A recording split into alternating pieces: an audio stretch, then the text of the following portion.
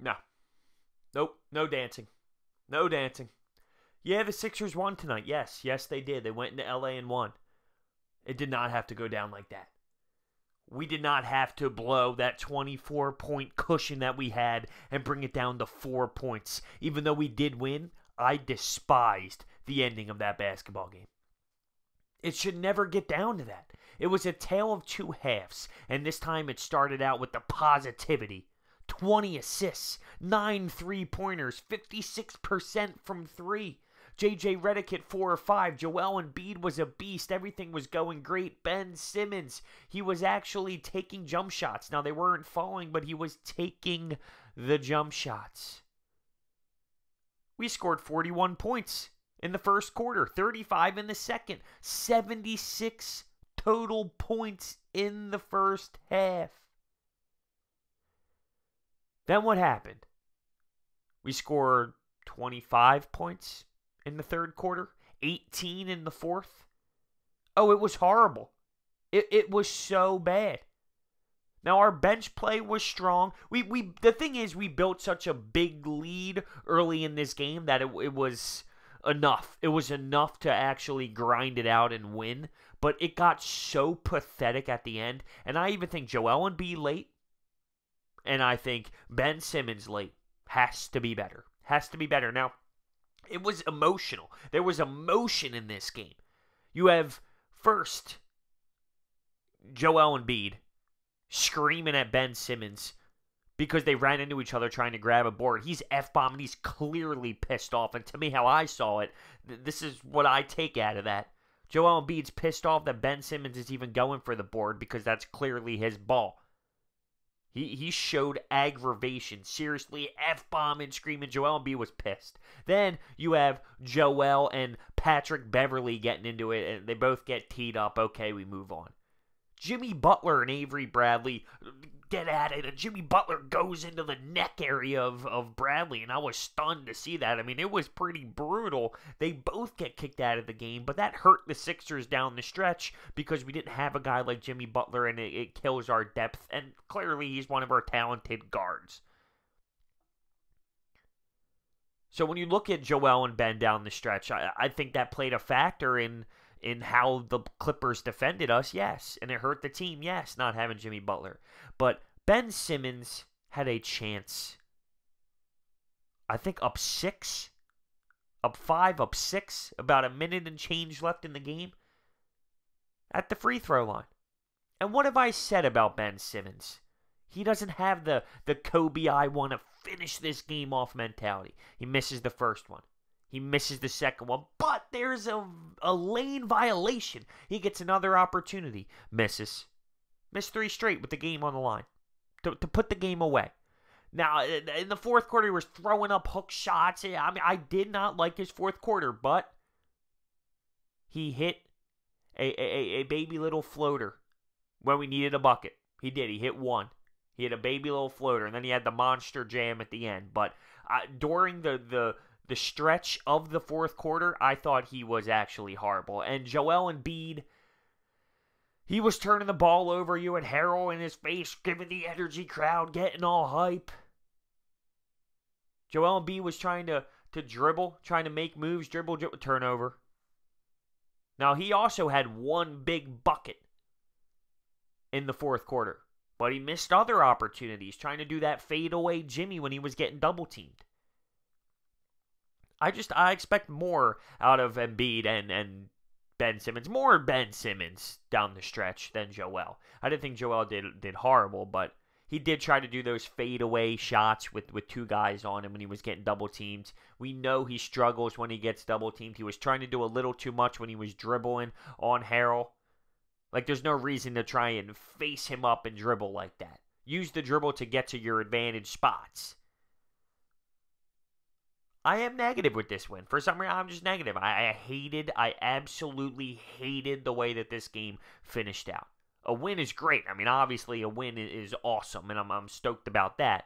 But why? Why did it get so ugly? Why did we have 20 assists in the first half and 5 assists in the second half? Why did we have 9 3-pointers in the first half, 3 in the second half? Why did we finish the game with 20 turnovers? once again. Why does it get like that? How do we have 76 points in the first quarter and finish off with 25 we had 76 points in the first half, and then we respond in the third quarter with 25. We respond in the fourth quarter with 18. We got to the free throw line all day long. We got to the free throw line. That's what we do. Fourth quarter, we didn't have any until Ben Simmons went to the line with just above a minute left. And then after he missed his three, TJ McConnell ended up splitting a pair. Now, speaking of TJ, yeah, the bench had some spark tonight. They made some buckets. I think Bolden was a spark plug today. He showed his length. He had an awesome putback dunk. It was nice to see him and Joel out there. I thought he produced very well today for his minutes and made the most of his opportunity. I really do think he did that. We do have a back-to-back. So we take this win and we have to play Phoenix, a struggling Phoenix squad. So how is this team going to emotionally bounce back from playing a good team, a well-coached veteran team, blowing it but still getting the win, and then having to go respond against statistically where the standings are, not so great Phoenix Suns team? I'm curious to see how that happens. But there's clear frustration. I mean, you saw it throughout the game, whether it was Joel Embiid, Jimmy Butler, Ben Simmons. There's frustration brewing, and I can sense it with Joel Embiid. We know his remarks to the media. We know how he's been a little bit different, a little bit off lately when it comes to how he has been approaching the media with some of the questions and all. And you see him freaking out at Ben Simmons. He was frustrated with Ben. F-bomb and clear, like, I feel like there's some heads going right now. They're bashing. I just hope it works out. I hope it works out for the future of this basketball team. 20 turnovers. 20 turnovers. So Embiid finishes with 28 and 19. Ben Simmons had 14, 9, and 8. You can look at the stats all you want, but I want more out of Ben Simmons late down the stretch. Without that one little bucket, I would have been so much more ruthless. Because you can't miss those free throws. You cannot miss 3 free throws to put away a basketball game if you're going to be a star. And the last thing I would ever do is trade Ben Simmons. Let me get that clear. I am so harsh on this kid because he needs to be better. But I'm not a this guy stinks, we need to trade him. No. But he has monster flaws in his game. I see his ceiling. He has monster flaws. And it's real. It's reality. I was so happy with the way he was taking jump shots. In the first quarter, his jump shots were actually smooth, not a fadeaway. It was up and down Jimmy, like legitimate jump shot. And I was so proud. And then the fourth quarter came, he started throwing these weird-ass hook shots off the glass. I mean, I've never seen anything like those. Then he misses the free throws. Thank God for that one little baby hook. Thank God for it. And then the play with the dunk at the end. That saved it for him. Wow. This team never fails to blow my mind. I mean, we were playing so good. We were in control. I can sense a little bit of change in that third quarter. It went from the 24-point lead, and it starts chipping away. I'm looking. It's like 14. I'm like, uh-oh. I sense something. You know, and this is when the motions of the players are coming out. Joel Embiid gets in that fight with Patrick Beverley. He's bringing the crowd on. He's giving one of these. He's getting emotionally tied into it. Sometimes that can hurt him, though. He's a player that goes off his emotions without a doubt, but sometimes that emotion can really ride a little too strong, and then you start making dumb decisions. For example, I thought with that double team, he wanted to make those shots over 2 defenders, and they weren't bad looks, if you will, for someone like Joel. The ball did rim around, and I mean, the shots almost dropped when he did that, but he wanted to do it. He wanted to hit those shots in his face when maybe it wasn't the greatest selection to shoot there, if that makes sense. At the end of the day, though, we walk out of LA with the win, and that is the most important thing.